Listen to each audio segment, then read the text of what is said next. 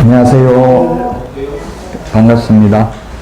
자, 두 번째 주 강의 시작하도록 하겠습니다.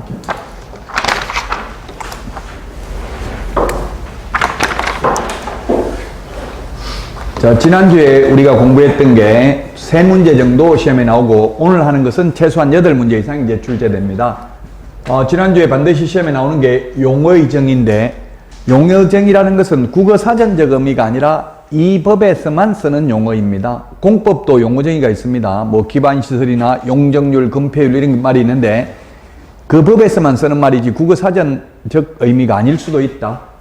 국어사전에는 중개는 아무거나 소개하면 중개지만 우리 법에서는 반드시 중개 대상물을 알선해야 중개입니다. 그래서 권리금을 알선해도 중개가 아니고 권리금 알선하고 받는 수수료는 중개보수가 아니기 때문에 10%, 20% 주면 받아도 됩니다. 중개보수는 최대 0.9%밖에 못 받죠? 중개가 아니기 때문에 가능하다고요. 아무나. 그래서 중개와 중개업이 있고, 중개업은 중개를 직업으로 하는 게 중개업이고요. 여러분들은 중개하려고 자격증 따는 게 아니라 중개업을 하려고, 직업으로 하려고 자격증을 취득하는 것입니다. 개업 공인중개사, 자격증 짜가지고 개업을 한 사람, 자격증 장롱면허 가지고 있는 사람, 자격을 취득한 자 공인중개사입니다. 그래서 공인중개사는 자격만 취득해가지고 있는 사람도 있고 취직한 사람도 있고 개업한 사람도 있는데, 취직한 사람을 소속 공인중개사, 자격증 없이 취직한 사람을 중개보조원이라고 합니다. 그 다음에 중개대상물에는 토지, 건축물, 임목, 공장재단, 광업재단 5가지가 있었습니다. 토지라고 하더라도 모든 토지가 중개상물이 되는 게 아니라 거래의 대상이 될 수 있어야 되니까 국가 소유, 지자체 소유 토지는 중개상물 아니고요. 거래의 대상이 될 수 없기 때문에. 또 중개상물이 아닌 것은 2가지 종류가 있다고 했습니다. 국가 소유, 지자체 소유라서 아예 거래 자체가 안 되는 게 있고, 그 다음에 아무나 할 수 있는 것도 중개상물 아닙니다. 중개대상물은 개업공인중개사만이 중개를 업으로 할 수 있는 대상물이 중개상물입니다. 개업공인중개사가 아닌 자가 하게 되면 흔히 무등록 중개업자라고 해서 3년 이하의 징역이나 3천만 원 이하의 벌금에 처하게 됩니다. 자, 그 다음에 공인중개사 제도, 시험은 시도지사가 시행하기 때문에 자격증에 여러분들은 서울특별시장 명의로 자격증이 교부됩니다. 예외적으로 국토부 장관이 시행할 수 있고요. 숫자가 많이 나옵니다. 정책심의위원회 7명 이상 11명 이하고요. 그 다음에 부정행위 한 수험생 출제위원 5년간 자격이 박탈되고요.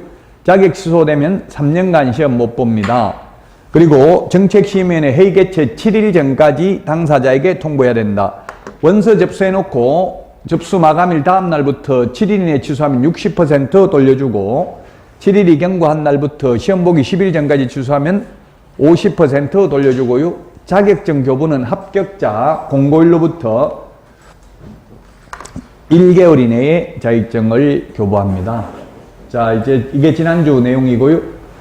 오늘 할 내용이 등록. 등록을 한 자를 뭐라고 불렀습니까? 등록을 한 자를 개업 공인중개사라고 했죠?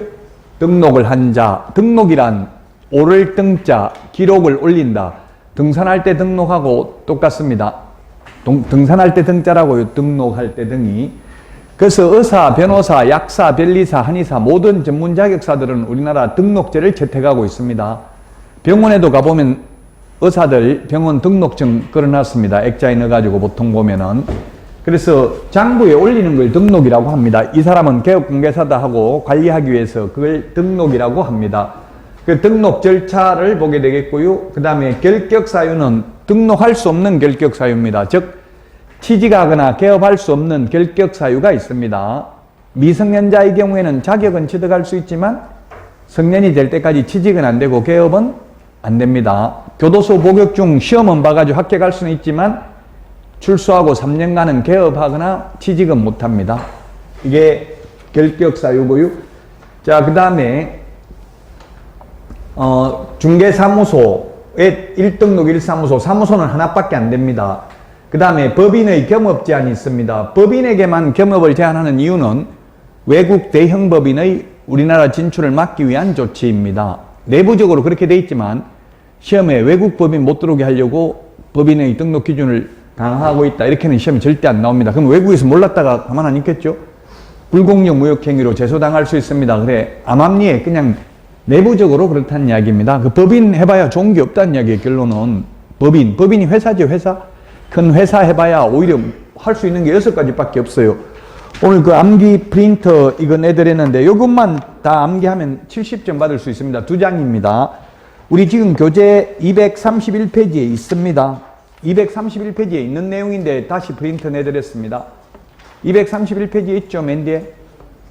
여기 있는 내용을 또 책 찾아가면 힘들잖아요. 뒤에 보고 프린트 보고 이러면 쉽지가 않아요. 프린트는 따로 보면 쉬운데 책은 혹시 프린트 잊어먹으면 나중에 시험 보러 갈 때 잊어먹으면 이 책 맨 뒤에 있습니다. 똑같은 내용이. 요거 70점 받을 수 있습니다. 옛날에는 34회 때까지는 80점 받을 수 있었는데 요즘은 사이드에 있는 문제, 듣도 보도 못한 문제가 6문제 정도 출제되니까 70점 정도 받을 수 있습니다. 그래서 전략적으로 공부해야 돼요. 100점 받으려고 하면 안 돼요. 모르는 건 나오면 그냥 과감하게 넘어가 버려야지. 그 집착하면 안 되고 일부러 틀리라고 내는 거는 틀려줘야 돼요. 강사들도 못 푸는 문제 나왔어요. 솔직히 말하면 거의 한 6문제 정도는. 심지어 모 출판사에서 가정답 발표한 게 엄청나게 많이 틀렸어요.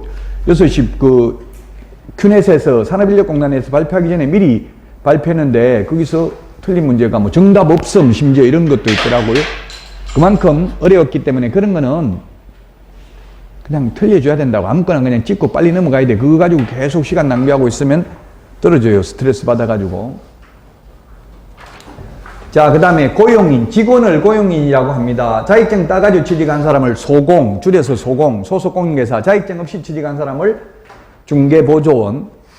그냥 고용하면 되는 게 아니라 이거 공법적 요소가 99%이기 때문에 신고해야 됩니다. 고용했다고.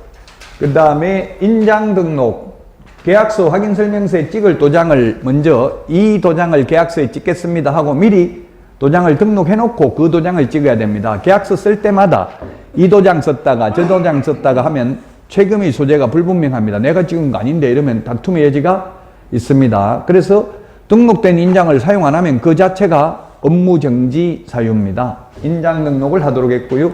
그 다음에 휴업, 폐업도 미리 신고해야 됩니다. 3개월 초과해서 휴업하고자 하는 경우는 미리 신고하셔야 되겠습니다. 오늘 할 내용이 8문제 정도 출제됩니다. 자, 그러면 등록 및 결격 사유입니다. 등록 및 결격 사유. 우리 교재 18페이지에 있습니다. 18페이지. 18페이지에 있는데요. 그냥 참고로 보시면 되겠고, 등록이라는 것은 오를 등자라고 했죠. 기록을 올린다. 등록. 기록을 올리는 것을 등록이라고 합니다. 기록을 올리는 것을 등록이라고 한다. 자, 그러면 등록을 하려면 등록은 효력 요건이 아니고 적법 요건입니다. 즉 등록 안 하고 했다고 해서 무효가 되는 건 아닙니다. 최근에 대법원 판례가 있던데요. 계약서에 서명 날인이 누락되었다면 서명 날인하게 돼 있죠. 서명 날인이 누락된 없는 계약서의 법적 효력은 있다 없다? 여러분 생각이 있을 것 같아요? 없을 것 같아요? 있습니다. 민법에서는 계약 자유의 원칙이라는 게 있어요. 계약 방식의 자유, 내용 결정의 자유, 상대방 결정의 자유가 있어요. 즉 부두계약도 계약이다. 말로만 해도 계약 효력은 있습니다. 다만 공인중개사법에 서명 및 날인을 하라고 했는데 안 했기 때문에 공인중개사법 위반으로 행정상 제재, 업무정지는 받을 수 있을지언정 계약은 유효하다. 이게 판례의 입장입니다. 계약 효력은 있다. 다만 공인중개사법에서 하라는 걸 안 했기 때문에 처벌은 받지만 유효하다. 마찬가지로 이 등록도 등록을 해야 되는데 등록 안 하고 중개업을 해도 무자격자가 매매계약을 소개시켰다 하더라도 그 매매계약은 유효하다고, 효력은 있다고요.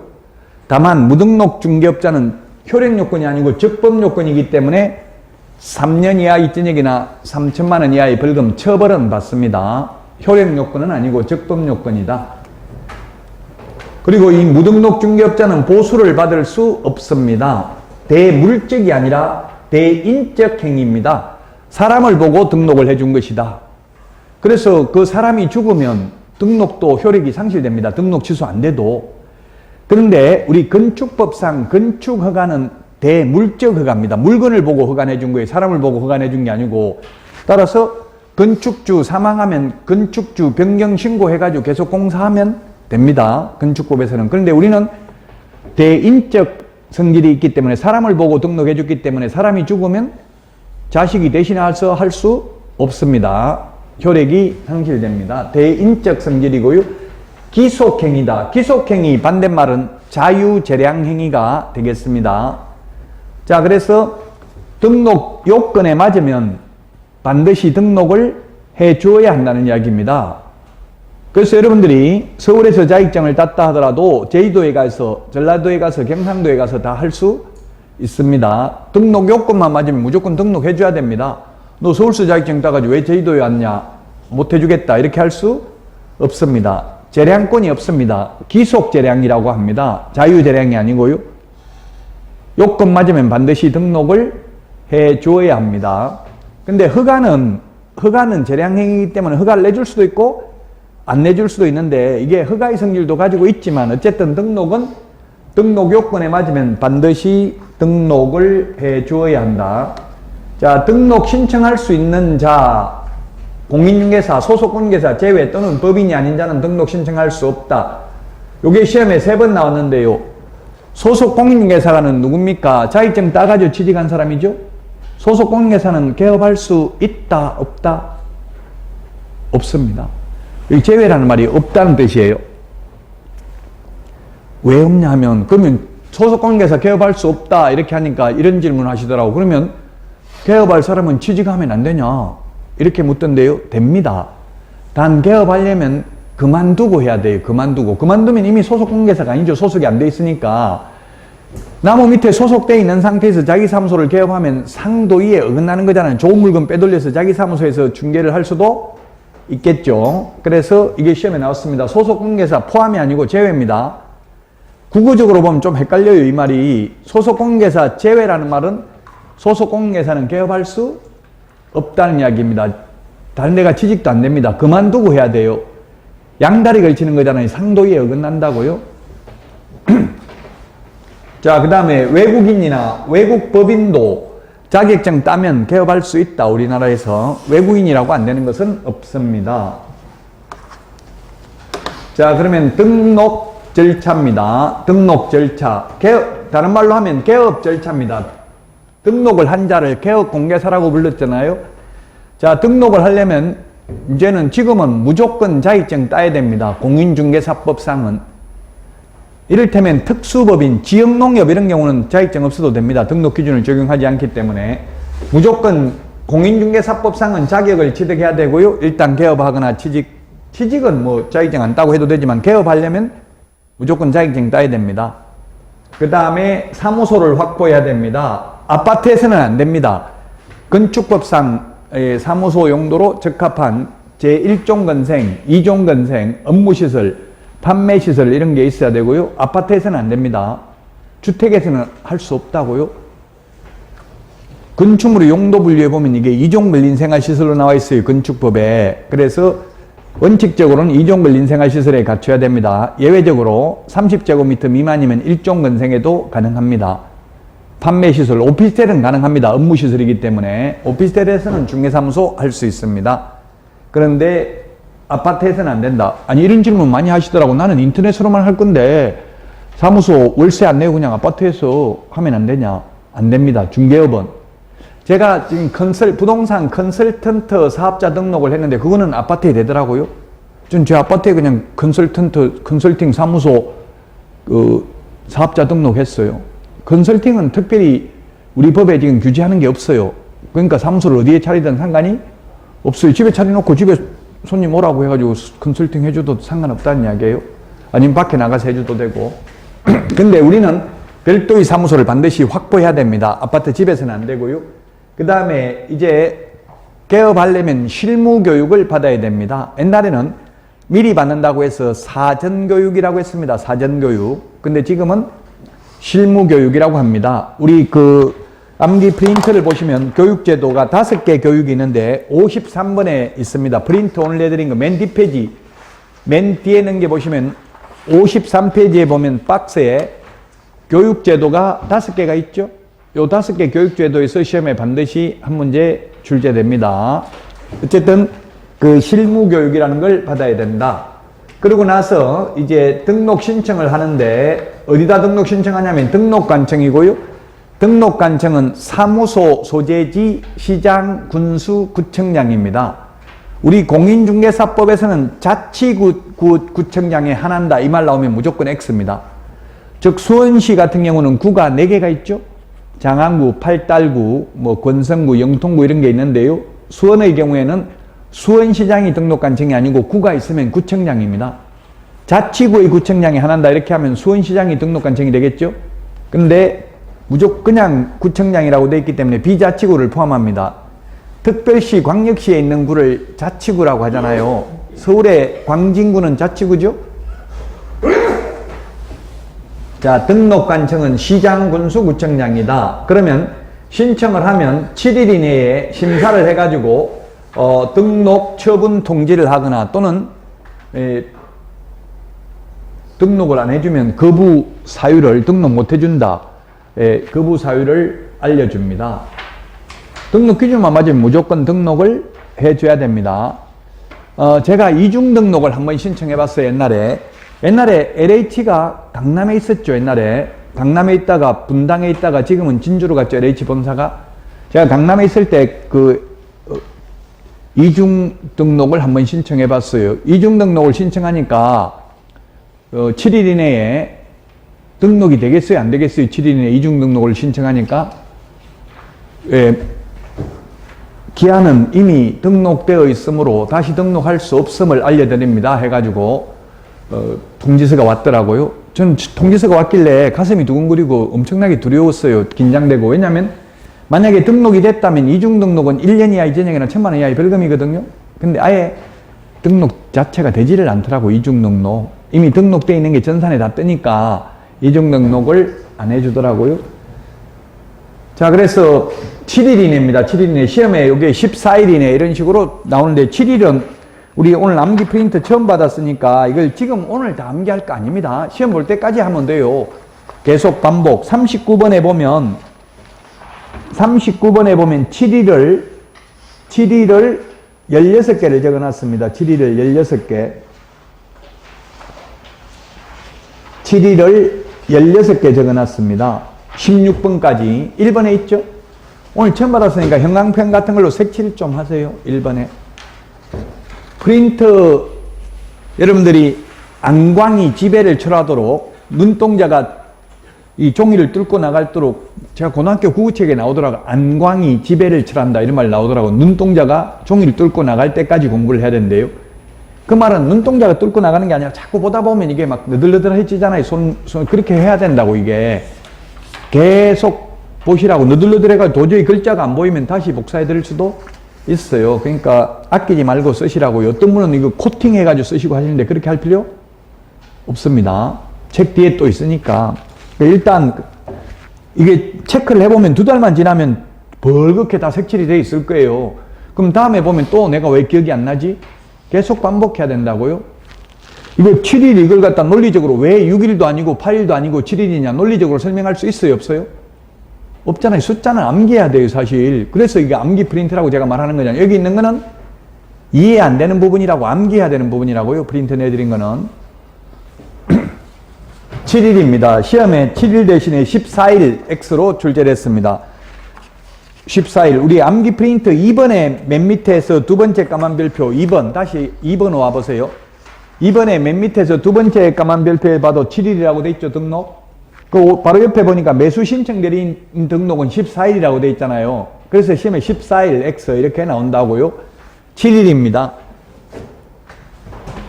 7일 이내에 등록 처분 통지를 해야 된다. 물론 등록을 안 해주면 안 해주는 사유를 통보해 주면 되겠죠. 이미 등록돼 있어서 안 된다 이런 식으로 해야 되고요. 그러면 등록 처분 통지를 받고 나면은 지체 없이 등록증을 교부해야 되는데 등록증 교부 전에 손해배상을 보장하기 위한 보정 설정 여부를 확인하고 등록증을 교부해야 됩니다. 보증보험이나 협회 공제에 가입해야 됩니다. 중개업 하려면 개인의 경우 2억 이상, 여기 다 여기 프린트에 다 있어요. 그 금액이 어디 있냐면은 암기 프린터 52번 맨 밑에 보세요. 52번 맨 밑에 보면은 보정 설정 금액, 법인은 4억, 개인은 2억 이상 가입을 해야 됩니다. 그럼 등록증 받고 나면 업무를 개시할 수 있고, 등록 처분 통지가 있은 날로부터 업무 개시는 3개월 이내에 해야 되고요. 3개월 초과하도록 업무 개시 안 하려면 휴업 신고를 해야 됩니다. 그리고 계약서에 찍을 도장도 인장 등록을 해야 되는데 등록 신청하면서 해도 되고 등록증 교부 전에 이렇게 해도 맞고요. 업무 개시 전에 해도 맞습니다. 실제 업무 개시 전이라고 법조문에는 돼 있지만 등록증 교부 전에 하기는 해야 됩니다. 현실적으로. 왜냐하면 등록증에 등록된 도장을 찍어놨습니다. 중개사무소에 가보면 등록증이 액자에 넣어가지고 걸어놨어요. 그게 오늘 숙제입니다. 중개사무소 그 벽에 걸어놓은 거 한번 보세요. 등록증 한번 보시라고요. 등록증을 보면 그게 도장이 찍혀 있어요. 인장 등록된 거. 처음에 중개사무소 들어가려면 약간 부끄럽죠. 그 사장님 어떻게 오셨는데 물어보면 어디 좀 투자할 때 한 30억 있는데 어디 투자할 때 혹시 있는지 이러면 커피도 공짜로 주고 브리핑 잘 해줘요. 그러니까 자꾸 부자 되려면 중개업소를 많이 다녀봐야 돼요. 그러다 보면 친해지면 진짜 좋은 물건 소개시켜 줄 수도 있어요.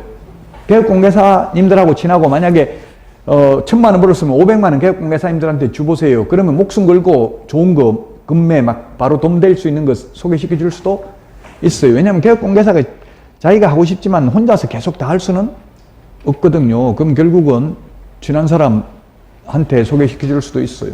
그러니까 한번 숙제니까 숙제 안 했다고 검사해가지고 제가 뭐 벌점은 없습니다만은 스스로 한번 해보세요. 그 등록증에 도장 찍혀 있는지 그 나무사무소 사진 찍기는 좀 힘들 텐데 한번 보시라고요. 등록증, 자격증 이런 거 다 걸어놨어요. 보면은 보정설정 증명서류 이런 것도 걸어놨죠. 꼭 한번 가는 길에 중개사무소 들어가 보세요. 중개사무소가 지금 11만 개가 넘기 때문에 슈퍼마켓보다 편의점보다 더 많아요.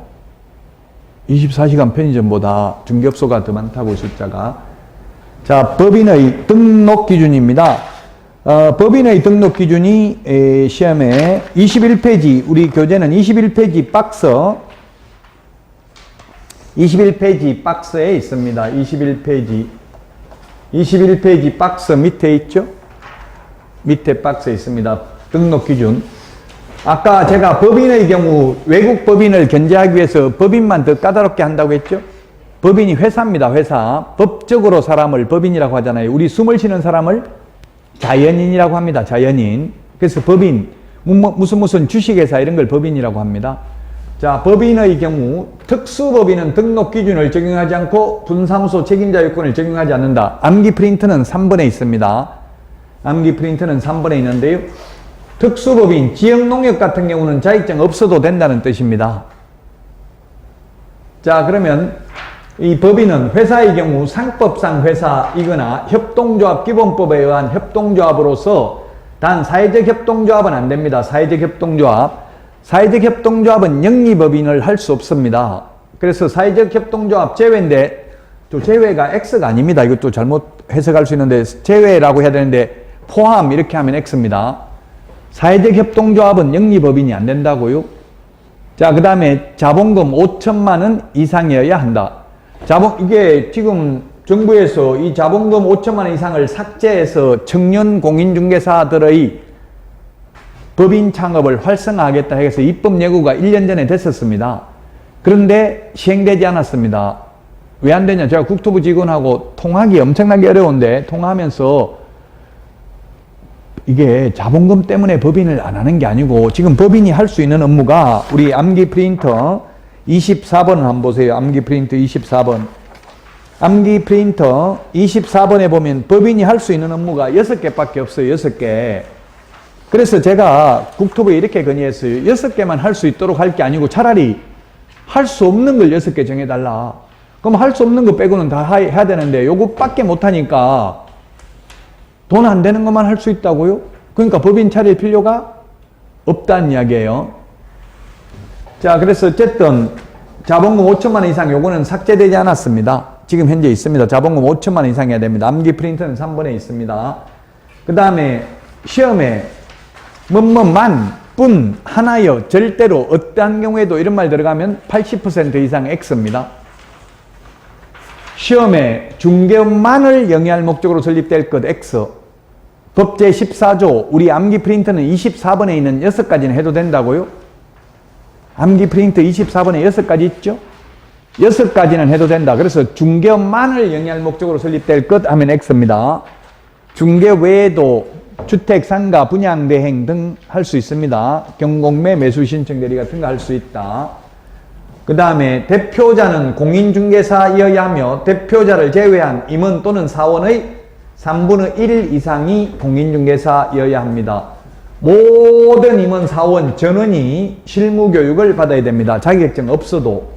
그 다음에 건축물 대장에 기재되어 있는 사무소가 있어야 되고요. 가설건축물, 무허가 건축물은 안 됩니다. 사용권만 확보해야 하면 됩니다. 시험에 소유권을 확보해야 된다. X로 출제됐어요. 소유권을 확보해야 된다. 이 말은 건물주 아니면 개업 못한다는 이야기잖아요. 남의 건물에 개업할 수도 있다. 그러니까 꼭 소유권을 반드시 확보해야만 하는 건 아니다. 물론 자기 건물에 개업할 수도 있죠. 사용권을 확보해야 된다면 사용권은 소유권이 있으면 사용권도 있잖아요. 당연히. 그래서 사용권을 확보하면 된다. 중개사무소는 면적 제한 없습니다. 뭐 10평 이상이어야 한다 이런 말 없다고요? 면적 제한 없습니다. 요거 시험에 나올 확률 85% 이상입니다. 제가 지금 말하는 거하고 나중에 말하는 거하고 또 다음에 50%밖에 안 됩니다. 이렇게 안 한다고 시험 볼 때까지 똑같아요. 확률은 거의 시험에 나올 확률이 가장 높은 부분입니다. 이번 시간 중에서는. 자, 그 다음에 등록관청. 제가 아까 등록관청은 사무소 소재지 시장군수구청장이라고 했습니다. 주소지가 아니고 사무소 소재지입니다. 여러분이 서울특별시 광진구에 주소가 있는데 구리시 토평, 지금 토평 신도시 만들잖아요. 그 토평지구에 만약에 중개사무소를 차리면 구리시장한테 등록해야 된다고요? 주소지가 아닌 사무소 소재지 시장 군수구청장이 등록관청이다. 자, 그 다음에 등록 신청 서류입니다. 암기 프린터는 2번에 있습니다. 암기 프린터는 2번에 있고요. 우리 교재에는 19페이지에 있습니다. 19페이지. 교재는 19페이지. 제가 교재 말했다가 암기 프린터 말했다가 힘들면 한 가지만 보셔도 돼요. 그냥 저는 여러분들이 찾기 힘들까봐 어디에 있다 말씀드리는 거니까요. 아마 첫 달이기 때문에 따라가기 쉽지 않을 거예요. 이게 교재 말했다가 프린터 말했다가 이러면은. 그러니까 이번 달에 100% 다 이해하려고 생각하지 말고 그냥 편하게 공부하시라고요. 이건 70점, 수업만 들어도 70점은 나온다고요. 100점은 안 나와요, 이제. 안 배운 거 사이드에 있는 게 나오니까. 그래서 저는 해마다 출제되는 80%를 강의한다고요. 10년 동안 안 나왔던 거는 확률적으로 극히박한 건 하지 않겠다는 이야기입니다. 효율적으로 공부하기 위해서. 자, 등록 신청 서류인데요. 등록 신청하려면 실무교육 수료증 4본을 제출해야 됩니다. 단, 전자적으로 확인이 가능하도록 조치를 한 경우 제출 안 할 수도 있다. 자, 그 다음에 여권용 사진. 옛날에는 반명한판 사진이었는데 지금은 모든 정부에 들어가는 서류는 다 여권용 서류, 주민등록증, 운전면허증 다 여권용 사진으로 바뀌었어요. 옛날에는 반명한판 사진이었습니다. 시험에 여권용 사진 제출 안 해도 된다. X로 출제됐습니다. 여권용 사진 제출해야 됩니다. 반명한판 사진 하면 X입니다. 사무소를 확보해야 되는데 사무소는 가설 건축물 안 되고 무허가 건축물 안 됩니다. 자, 그 다음에 반드시 소유권을 꼭 확보해야 되는 건 아니고 사용권만 확보하면 된다. 남의 건물이라도 된다. 임대차 계약해도 된다.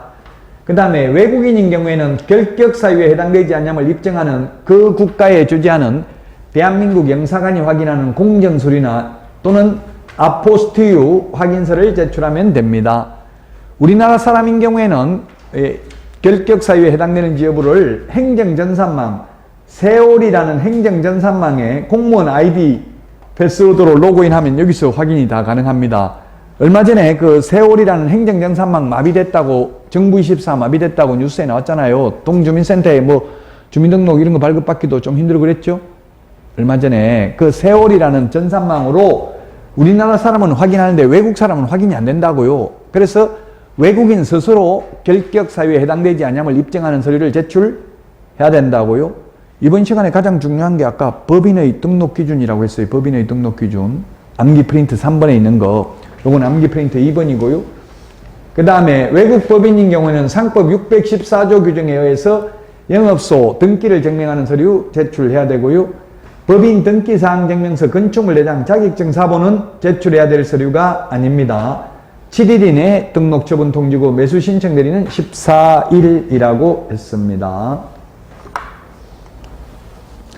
자, 그 다음에 다음 달 10일까지 협회에 통보하는 게 있습니다. 다음 달 10일까지 협회에 통보하는 거. 암기 프린트는 25번에 있습니다. 암기 프린트 25번에 다음 달 10일까지 통보하는데 등록증 교부사항은 통보하는데 재교부는 통보하지 않는다는 걸 주의하셔야 됩니다. 시험에 출제됐습니다. 등록증 교부한 사실은 통보한다. 제가 아까 이중 등록하면 등록 안 해준다고 했잖아요. 전산에 나타나가지고 그 협회 전산망에서 관리하기 때문에 등록 신청이 들어오면 협회에 전화해서 물어봐요. 여러분들이 만약에 광진구에 있으면서 구리에다가 중개사무소 개설 등록 신청하면 구리시장이 협회에 전화해가지고 물어보더라고요. 결격사유에 해당하는지를 전화해서 물어보더라고요. 그래서 통보되어 있기 때문에 만약에 이미 등록되어 있다면 등록을 안 해줍니다. 다음 달 10일까지 통보를 하기 때문에 만약에 다음 달 10일 되기 전에 이중 등록을 신청하면 모르고 등록해 줄 수도 있겠죠. 통보가 안 갔기 때문에 몰라가지고. 자, 그래서 암기 프린트 25번에 있는데요. 등록증 교부한 경우도 다음 달 10일까지 통보해야 된다. 나머지는 다음에 보도록 하겠습니다. 아직 또 뒤에 나오니까. 자, 업무개시인데 업무개시는 등록 후 업무개시 전에 보정 설정해야 되고요. 보정 설정 여부를 확인하고 지체 없이 등록증을 교부해야 되고 등록증 교부받고 나면 업무를 개시할 수 있다. 앞에 그림에서 봤습니다. 자, 그 다음에 등록 신청서인데요. 등록 신청하면 7일 이내 등록 처분 통지를 해줍니다. 그리고 개업공개사의 종별에 법인이냐 공인중개사냐 체크를 해야 되는데 소위 부칙개공, 중개인, 부칙개공은 종별에 나와 있지 않습니다. 종별이 개업공개사의 종별, 종류가 3가지가 있다고요. 부칙개공까지. 부칙개공이 누구라고 했어요? 자격증 없이 옛날에 복덕방 하던 분들, 지금도 하는 분들 있다고 했어요. 그분들은 신규 등록이 돼요? 안 돼요? 안 되잖아요. 이미 기득권만 인정하는 거예요. 그러니까 이게 없다고 종별이 시험에 출제를 했어요. 등록 신청서에는 부칙개공이 없는데 등록증에는 부칙개공도 있습니다. 등록을 한 것으로 보는 자라고 했잖아요. 등록을 한 것으로 보는 자. 등록을 한 것으로 보는 자이기 때문에 법 7638호 부칙 제6조 2항의 규정에 의해서 등록한 것으로 보는 자이기 때문에 등록을 안 해도 한글로 보기 때문에 등록증은 있다고요. 그 등록증 서식에는 이게 시험에 출제됐어요. 등록 신청서에 기재되는 종별과 등록증에 기재되는 종별은 같다. X라고요. 굉장히 어렵죠. 이런 거는. 부칙개공은 등록 신청이 안 된다고 신규로. 그래서 신청서에는 없고 등록증에는 있다고요. 종별이. 기출문제 나왔기 때문에 말씀을 드리는 거예요. 말씀하신 책이 어디 있어요? 책이 없어요. 이거는. 예, 서식은 책이 없어요. 서식은 시행규칙 아주 세부적인 내용이기 때문에 책에는 없어요. 다음 주부터는 여기다 제가 페이지를 정확하게 적을 거예요. 지금 책이 나온 지 얼마 안 돼가지고 제가 페이지를 못 적었어요. 오늘은.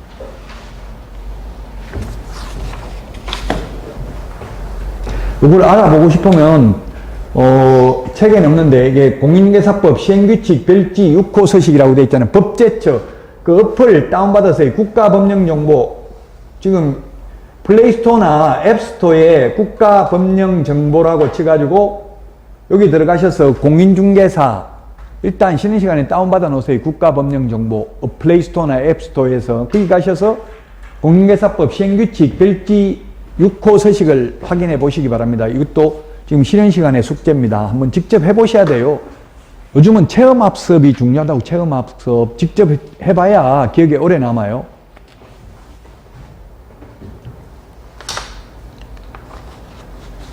자, 그 다음에 등록 신청하려면 수수료 내야 됩니다. 등록 신청하려면 수수료를 내야 되는데요. 암기 프린트는 52번에 있습니다.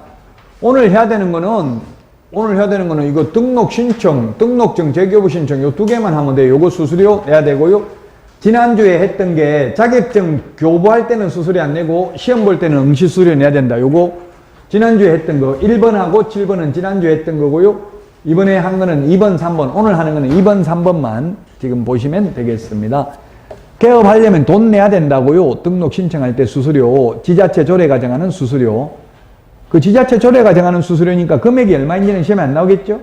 제가 해보니까 제가 할 때는 10,000원, 20,000원 요 정도 했어요. 등록 신청하려면 수수료 내야 된다. 특히 시험에 잘 나오는 게 지난주에 했던 거 자격증을 처음 교부할 때는 합격하면 공짜로 자격증을 주는데 만약에 분실해서 재교부 받으려면 수수료 내야 된다. 암기 프린터는 52번에 있습니다.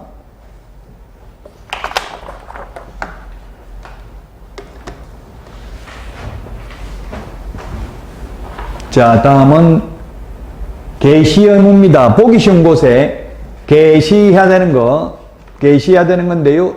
등수사보자, 등수사보자 이렇게 암기를 하도록 하겠습니다. 등수사보자, 등록증 원본, 등록증 원본, 등록증 원본, 중개보수, 중개보수열표, 사업자 등록증, 그 다음에 손해배상을 보장하기 위한 보정설정 증명서류, 그 다음에 자격증 원본, 자격증 개공, 소공, 자격증 원본입니다. 자격증 원본, 등수사보자.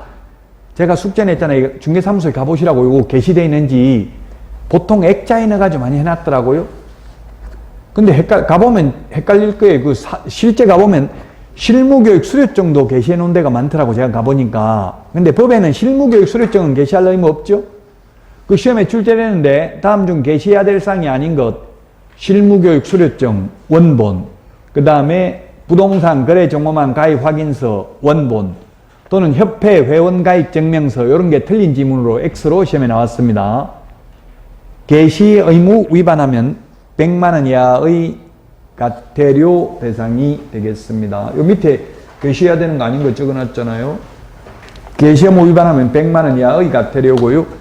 그 다음에 중개사무소 명칭입니다. 사무소 명칭. 사무소 명칭은 공인중개사 사무소 또는 부동산 중개라는 명칭을 사용해야 됩니다. 다만 소위 부칙개공, 소위 중개인의 경우 자격증 없기 때문에 공인중개사라는 말은 사용할 수 없다. 부칙개공은 부동산 중개라는 말만 써야 됩니다. 공인중개사라는 말은 쓸 수 없습니다. 부칙개공 자격증 없는 사람입니다. 옛날에 복덕방 하던 분들. 5개 광고물이 간판입니다. 간판 실명제입니다. 성명만 표기하면 됩니다. 간판에 전화번호 안 적어도 됩니다. 이것도 헷갈리죠. 지나다니다 보니까 간판에 전화번호 적혀 있어요? 안 적혀 있어요? 다 적혀 있잖아요. 근데 적어야 될 의무사항은 아니라고, 자기들이 홍보하려고 적어 놓은 거지 법에 적으라고 돼 있지는 않다고요. 간판을 한번 자세하게 보세요. 간판도 한번 이왕 가신 김에 간판 보시면 간판의 이름을 보면 보통 간판을 우리나라는 노란 거, 빨간 거 완전히 북한처럼 해놨잖아요. 너무 자극적으로 해놨죠. 우리나라 중개사무소 간판. 외국에는 우리나라처럼 이렇게 해놓은 데는 없습니다. 외국 사람이 우리나라 충격받은 거, 북한산 이런 거 보고 충격을 많이 받았더라고요. 뭐 미국 같은 데나 이런 데는 시내에 차 타고 뭐 거의 한 10시간 가까이 최소한 4시간 이상 가야 큰 산을 보고 이러는데 우리나라는 800m 넘는 산이 바로 그냥 시내에서 1시간도 안 되는데 갈 수 있고 이런 걸 너무 충격적으로 받아들이더라고요. 우리 지금 광주 무등산 있고요. 대구도 산 1000m 넘는 산도 있어요. 대구, 광주 이런 데는. 광역시 인구 거의 1000만 가까이 사는데 이런 나라는 없대요. 세계적으로.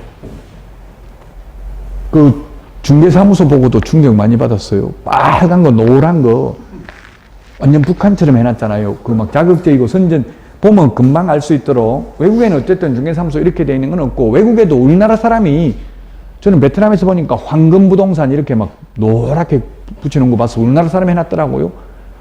뉴욕 맨해튼에도 충격받은 거는 복덕방이라고 중개사무소 간판을 그려놨더라고. 뉴욕 맨해튼에.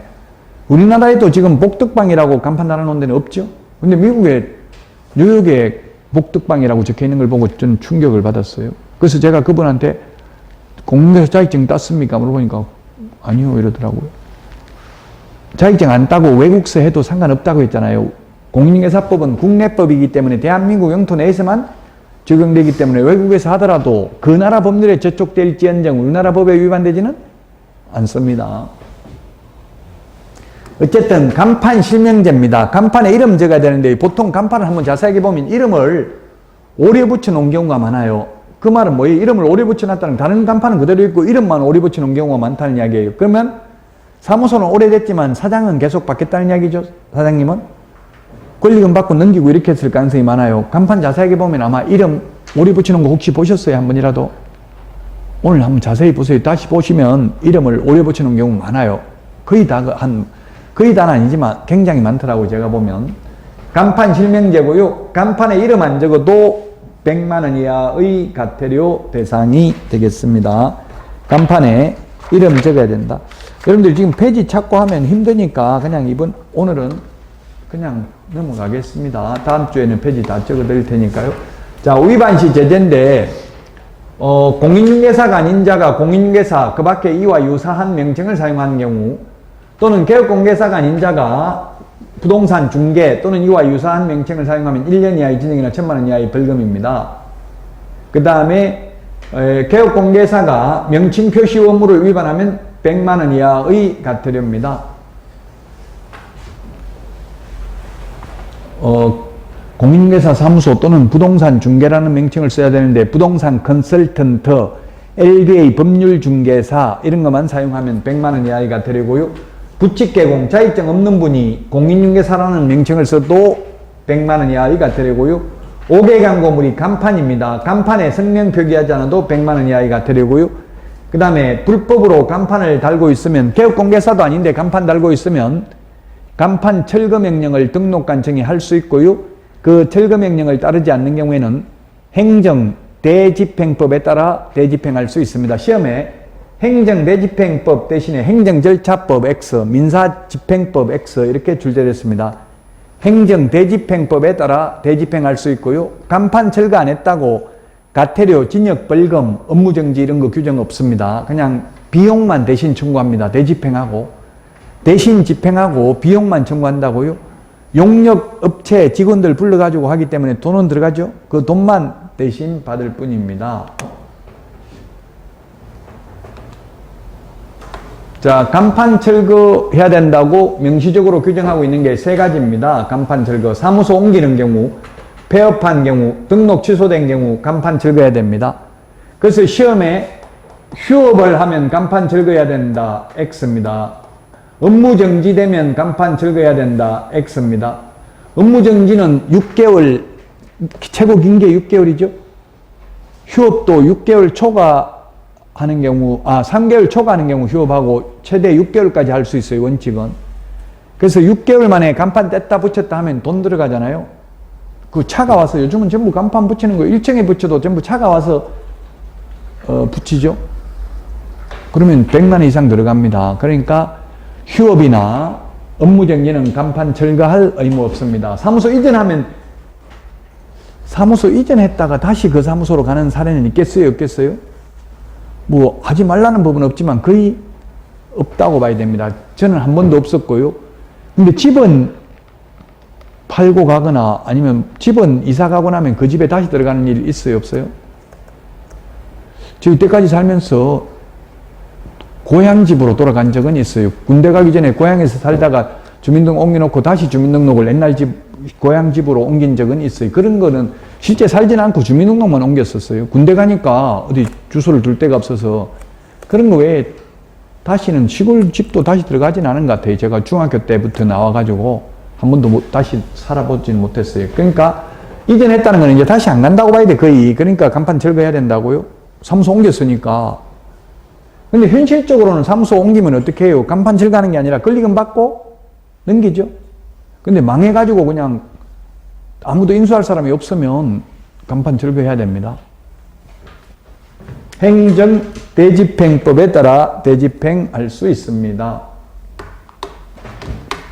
자, 그 다음에 중개대상물 표시광고입니다. 표시광고. 표시광고 하려면 성명소연 등 성명, 소연 등 이렇게 암기하도록 하겠습니다. 암기 프린터는 25번에 있나요? 25번.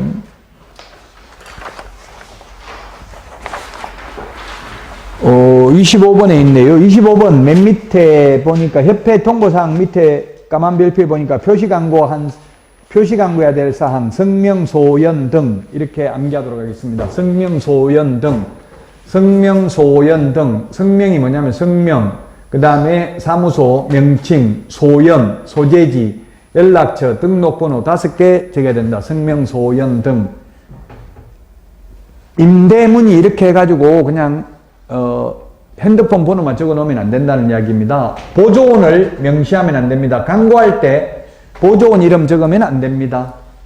자, 그 다음에 인터넷 표시 광고하려면 이 5가지 외에 또 5개를 추가로 둬야 된다. 소면, 종가형 총 10개를 명시해야 됩니다. 중개사물 소재지, 면적, 종류, 가격, 거래 형태도 10가지를 해야 되고요. 또 건축물인 경우 인터넷 표시 광고하려면은 총 사방, 개개, 입주관, 총 사방, 개개, 입주관 8개를 추가로 더 명시해야 됩니다.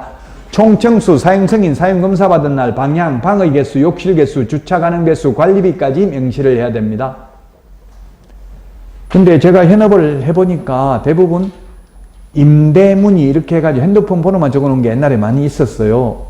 그래서 이제 이렇게 하라고 한 이유가 뭐냐면, 개정 이유는 무등록 중개업자의 부동산 광고를 차단하기 위해서 그렇다. 왜? 등록번호 적어야 되니까. 무등록 중개업자는 등록번호가 없잖아요.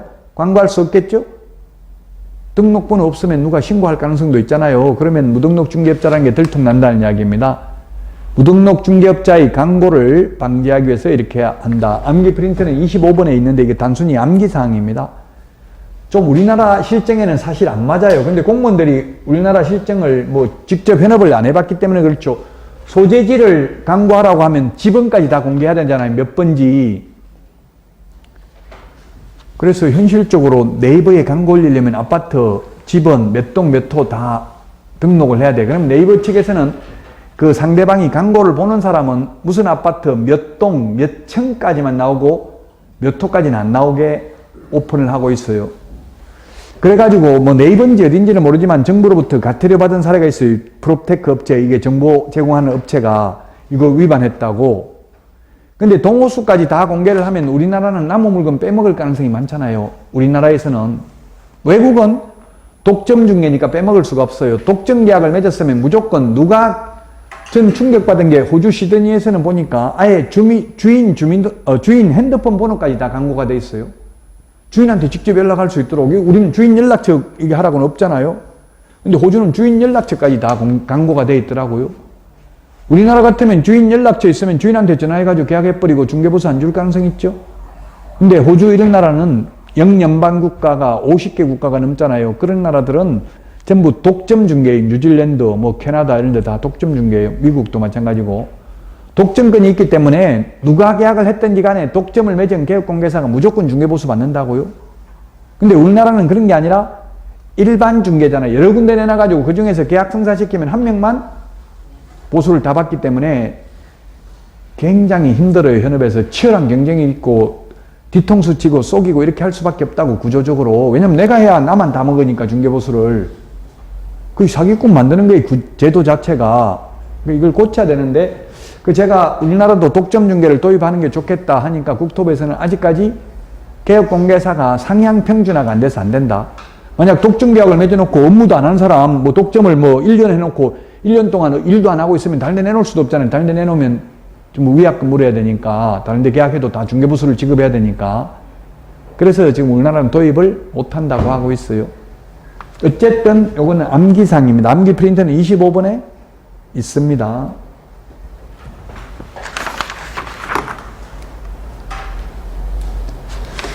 자, 위반시 제재인데요.